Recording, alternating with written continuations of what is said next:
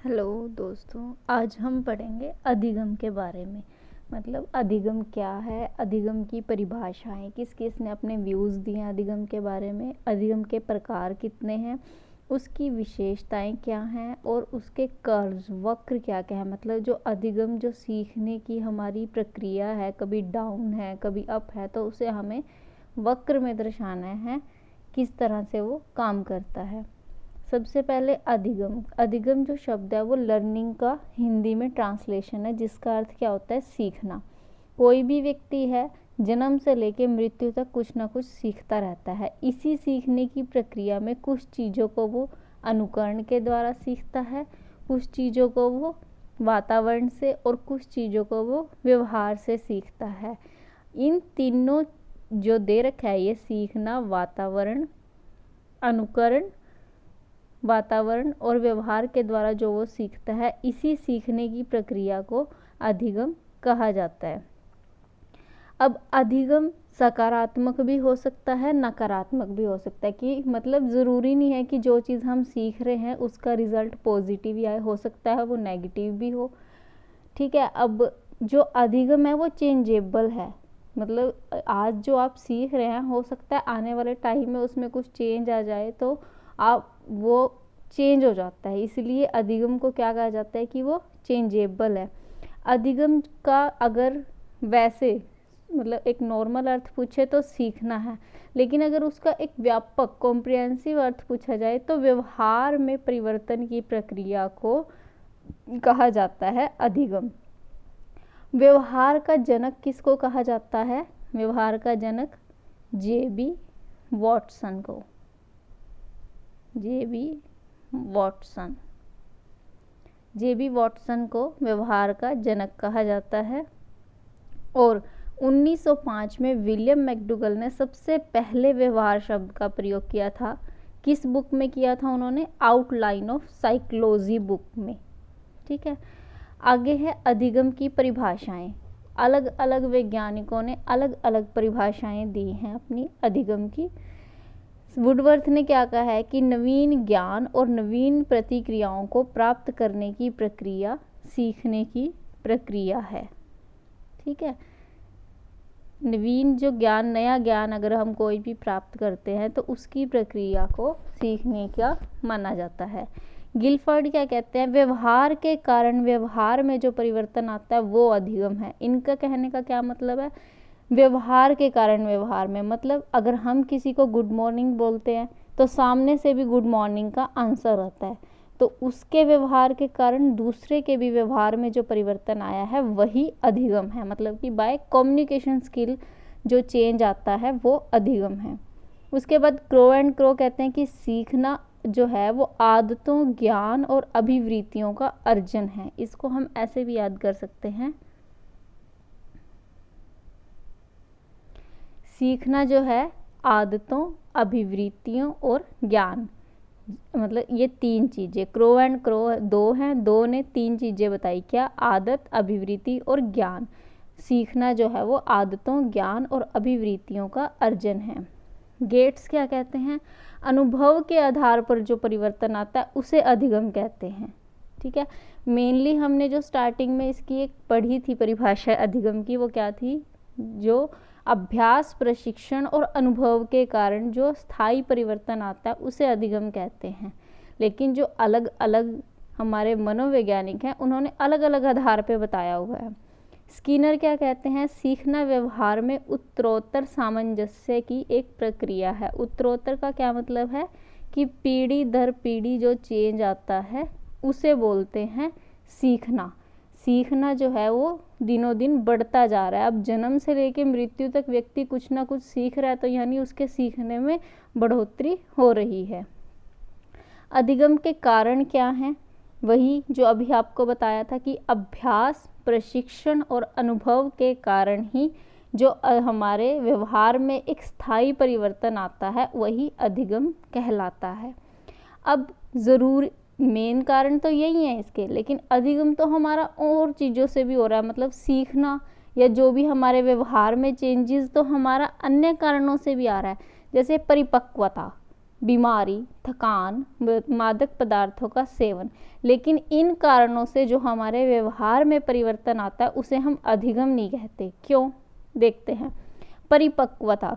अब कोई आदमी है, अगर वो कल एक उसकी हाइट छोटी है, आज वो बड़ा हो रहा है, मतलब बॉडी वाइज उसमें जो चेंज आ रहा है वो तो एक नेचुरल प्रोसेस है, सभी चेंज आते हैं, सभी की बॉडी में चेंज आते हैं, लेकिन उससे अधिगम नहीं होता।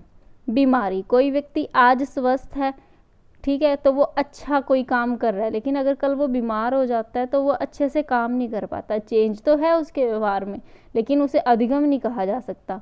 थकान का भी सेम है, अगर आज स्वस्थ है, काम कर रहा है अच्छे से, थोड़ी देर बाद वो थक जाता है तो थकान के बाद वो उतने अच्छे से काम नहीं कर पाएगा। मादक पदार्थों का सेवन। अब कोई व्यक्ति है जो शराब पीना शुरू कर देता है। अब एक नॉर्मल व्यक्ति तो सही व्यवहार करेगा, लेकिन शराब पीने के बाद उसके व्यवहार में चेंज आ जाता है, लेकिन इस चेंज को हम अधिगम नहीं कह सकते। अधिगम के पक्ष क्या क्या हैं?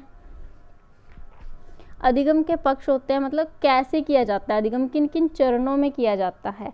संज्ञानात्मक, क्रियात्मक या भावनात्मक। संज्ञानात्मक मतलब ज्ञान के द्वारा कुछ भी सीखा जा सकता है। क्रियात्मक मतलब प्रैक्टिकली, कुछ भी प्रैक्टिकली करके। भावनात्मक मतलब इमोशंस जो हैं हमारे, उनके द्वारा। किस किस के द्वारा जो किया जाता है। टाइप्स कितने हैं अधिगम के? सबसे पहले आता है गामक अधिगम, जो शरीर के द्वारा हमारी जो विभिन्न क्रियाएं होती हैं, ठीक है, अनुकरण के द्वारा जो हम सीखते हैं। ये सिर्फ गामक अधिगम कब तक होता है? शैशवावस्था में, 2 साल तक। मतलब अनुकरण द्वारा तो सिर्फ बच्चे ही सीखते हैं ना, जो बड़ों को देखकर हम अनुकरण करते हैं, वो अगामक अधिगम होता है। प्रतिबोधात्मक क्या होता है? जैसे कि कोई भी एक बच्चा है, वो अगर हम उसको बता देते हैं, जैसे हम उसके लिए कोई टॉय लेके आते हैं, उसको बता दिया कि ये हाथी है, उसके दिमाग में एक इमेज बन गई, अगर उसको वैसा कुछ भी दिखेगा तो वो उसको एक हाथी ही बताएगा। ये कब होता है? बाल्यावस्था में, यानी 2 से 7 साल तक। ये होता है प्रयत्न और भूल से। कैसे कि वो प्रयत्न कर लेता है और भूल से वो उसको सीख जाता है। कैसे? एक टॉय दे दिया, उसको पता लग गया कि हाँ ये हाथी की इमेज है, कुछ टाइम बाद अगर वो रियलिटी में भी हाथी देखता है तो वो टॉय तो वो काफ़ी टाइम से देख रहा है, वो उसको भी हाथी का पता लग जाएगा। प्रयत्न और भूल से वो उसको सीख गया, अधिगम उसने कर लिया। उसके बाद है संकल्पनात्मक, मतलब किशोरावस्था में, जब हम थोड़ा बड़े हो जाते हैं तब की बात कर रहा है। कैसे? कोई भी विषय वस्तु हमने देख ली, उसकी कल्पना हमारे मन में हो जाती है। कैसे? अब मैं आपको कोई एक टॉपिक दे दूं कि आपको एनवायरनमेंट के बारे में लिखना है। अब आपको पता है हमारे आसपास एनवायरनमेंट में क्या क्या होता है, आप उसके बारे में अपने दिमाग में सोच सकते हैं। एक सूझ विधि जिसको बोलते हैं, जिससे अपने मन में ही अपने अलग अलग विचार दे सकते हैं, उसको बोलते हैं संकल्पनात्मक अधिगम। ठीक है। उसके बाद हमारे पास आता है अधिगम की विशेषताएं क्या क्या हैं। व्यवहार में परिवर्तन सीखना है, ये तो हम पहले ही पढ़ चुके हैं कि अगर हमारे व्यवहार में कोई भी चेंज आता है तो वो सीखना है। अधिगम जो है वो सार्वभौमिक है। सार्वभौमिक मतलब हर जगह से हम कहीं भी जाएं, हर जगह सीख सकते हैं। अधिगम ज़रूरी नहीं है कि आप एक स्कूल में या घर पे रह के या किसी ट्यूशन क्लास पे ही अधिगम कर रहे हैं। हो सकता है आप किसी एनवायरनमेंट में, अपने पास पड़ोस में, समाज में खेलते हुए भी कुछ ना कुछ सीख रहे हों। अधिगम जो है विकास की प्रक्रिया है, बिल्कुल है। अगर आप अधिगम या कुछ सीख रहे हैं तो वो एक आपकी डेवलपमेंट हो रही है। सीखना जीवन पर्यंत चलता है। समायोजन की प्रक्रिया है। समायोजन कैसे? अगर मान लो आज आपने कुछ सीख लिया, कल उसी के बारे में अगर आप कुछ और सीखते हैं तो आपका पूर्व ज्ञान जो है वो नए ज्ञान से जुड़ जाता है, तो उसको हम समायोजन बोलते हैं।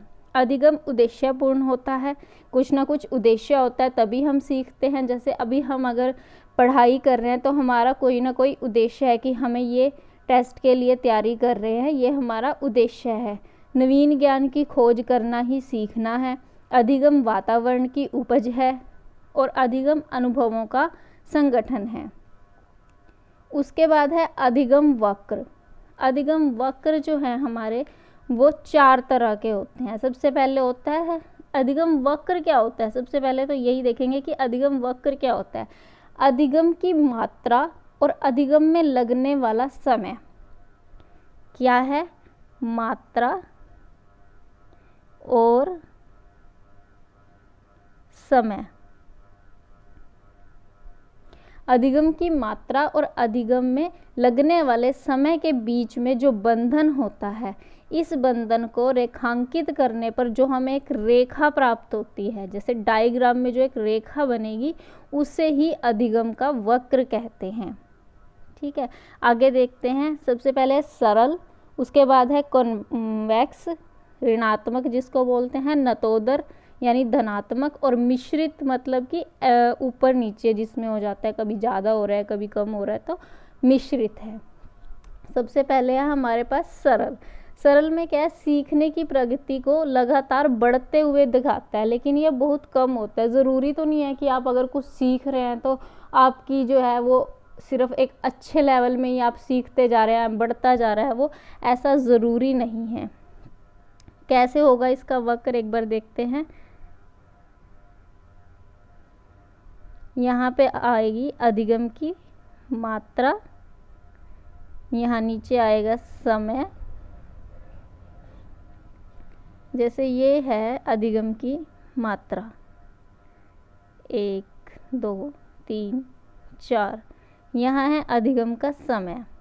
ये 1 2 3 4 क्या है, लेसन लगा लो, लेसन 1 लेसन 2 लेसन 3 लेसन 4। यहाँ पे हमारे पास समय 1 घंटा 2 घंटा 3 घंटा और 4 घंटे। अब हम कहते हैं कि वो 1 घंटे में 1 लेसन पढ़ रहा है, 2 घंटे में 2 लेसन, 3 घंटे में 3 और 4 घंटे में 4 लेसन पढ़ रहा है। तो एक ये सरल जो रेखा जा रही है इसे बोलते हैं सरल रेखीय अधिगम वक्र।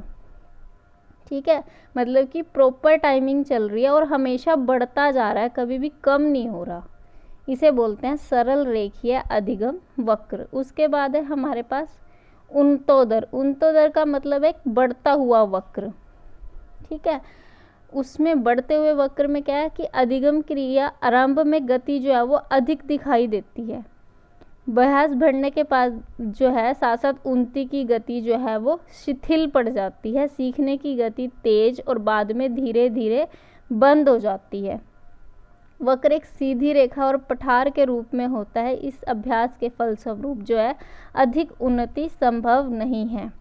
इसमें इसका कैसे वक्र बनेगा, वही सेम ड्रॉ करेंगे। सेम यहाँ पे मात्रा, समय,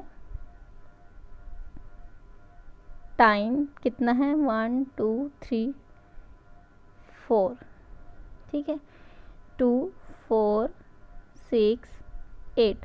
अब इसमें क्या हो रहा है कि वो 1 घंटे में 2 लेसन पढ़ लेता है, फिर वो 2 घंटे में 4.5 पढ़ लेता है, 3 घंटे में फिर वो 6.5 और 4 घंटे में 8। मतलब स्टार्टिंग में तो उसकी जो है वो बढ़ गई, लेकिन धीरे धीरे फिर से वो कम उस पे ही आ गया।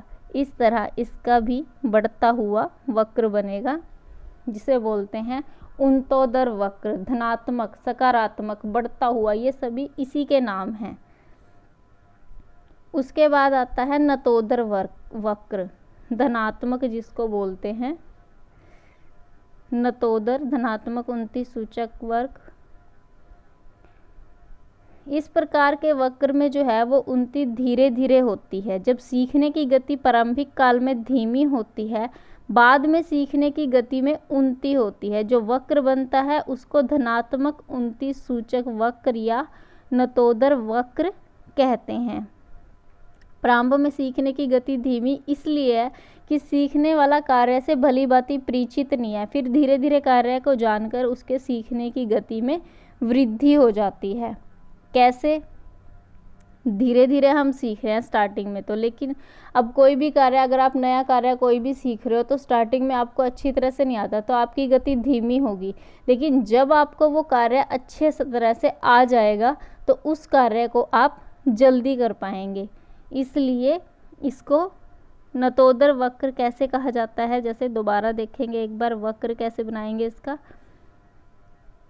यहाँ पे इसकी मात्रा होगी वही सेम 1 2 3 4। यहाँ पर समय होगा 0। इसमें क्या होगा, स्टार्टिंग में वो 1 घंटे में सिर्फ आधा ही लेसन पढ़ रहा है, फिर वो 2 घंटे में हमारे पास वो 1.5 लेसन पढ़ना शुरू करता है, 3 घंटे में वो 2.5 एंड लास्ट में 4 में वो 4 कर लेता है। इस तरह से ये हमारा नतोदर है, यानी नीचे की तरफ झुका हुआ है ये। इसमें क्या होता है, मात्रा कम और समय ज़्यादा लग रहा है। ठीक है, उसके बाद हमारे पास है मिश्रित वक्र, मिक्स्ड कर्व, जिसमें कभी कम और कभी ज़्यादा। पृथक रूप से कोई वक्र नहीं है, ना उन्तोदर है ना ही नतोदर है, बल्कि ये दोनों का मिश्रण है। इसमें प्रारंभिक घटों में गति धीमी, फिर तीव्र, फिर धीमी, फिर तीव्र, इस तरह इसमें मिक्सचर रहता है। इसका कैसे एक बार बना के देखेंगे, इसका वक्र वही सेम, ये हम सभी जगह सेम लेंगे, सिर्फ उसकी करने की गति अलग अलग रहती है।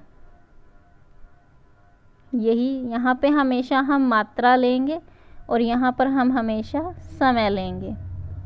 जैसे स्टार्टिंग में वही धीमी गति होगी, 1 में आधा, फिर 1.5 में, और फिर 3 घंटे में वो कितना करता है, 2.5, और वो फिर 4 घंटे में वो सीधा 5 करता है। तो इसकी गति जो है वो ऐसे सर्पिलाकार चलती है। इसको हम एस टाइप वक्र भी बोलते हैं। ठीक है, इस तरह से बनेगी इसका। उसके बाद है अधिगम को प्रभावित करने वाले कारक, कि किस किस की वजह से जो है अधिगम का जो अधिगम है हमारा कम या ज़्यादा हो रहा है, वो किस किस वजह से हो रहा है। उसकी गति कभी कम हो जाती है सीखने की, तो कभी ज़्यादा हो जाती है। उसको प्रभावित करने वाले कारक कौन कौन से हैं? सबसे पहले है अभिप्रेरणा। अभिप्रेरणा मतलब मोटिवेशन। अगर हम किसी बच्चे को पढ़ा रहे हैं, हम उसको कोई मोटिवेशन नहीं देते तो उसकी गति धीरे रहती है। लेकिन जब हम उसको बताते हैं कि तुम करो, तुम्हें एक चॉकलेट या टॉफ़ी दी जाएगी, तो उसकी गति जो है वो बढ़ जाती है। विषय वस्तु कैसी है, हो सकता है कई बार विषय वस्तु इंटरेस्टिंग नहीं होती तो बच्चा इंटरेस्ट ही नहीं लेता, उसकी गति करने की जो है वो धीमी रहती है। कई बार उसके जैसा वो चाहता है वैसी विषय वस्तु है तो वो जल्दी करता है। एनवायरनमेंट सबसे ज़रूरी है, किस तरह का एनवायरनमेंट है। नवीन ज्ञान ज़रूरी है। मानसिक विकास, बच्चे का मानसिक विकास भी ज़रूरी है। परिपक्वता के बिना तो अधिगम होना मतलब ही नहीं है, कि परिपक्व होना ज़रूरी है बच्चे के लिए।